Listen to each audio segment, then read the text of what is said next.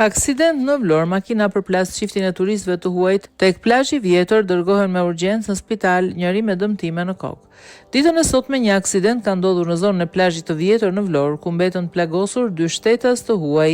Një automjet në lëvizje përplasi dy këmbësor çift turistësh të huaj. Mësohet se nga përplasja turistja ka pësuar konfuzione, dëmtime në kokë. Në vend ngjarje kanë mbërritur menjëherë forcat e policisë rrugore të Vlorës që kanë nisur hetimet për ngjarjen. Të dy personat e plagosur kanë marrë fillimisht ndihmën e parë mjekësore në qendrën shëndetësore e Verore në zonën e plazhit të vjetër, ndërsa më pas me autoambulancë janë dërguar drejt Spitalit Rajonal të qytetit për ndihmë mjekësore më të specializuar. Policia ka nisur veprimet hetimore për rrethana dhe shkaqet si dhe për drejtuesin e mjetit.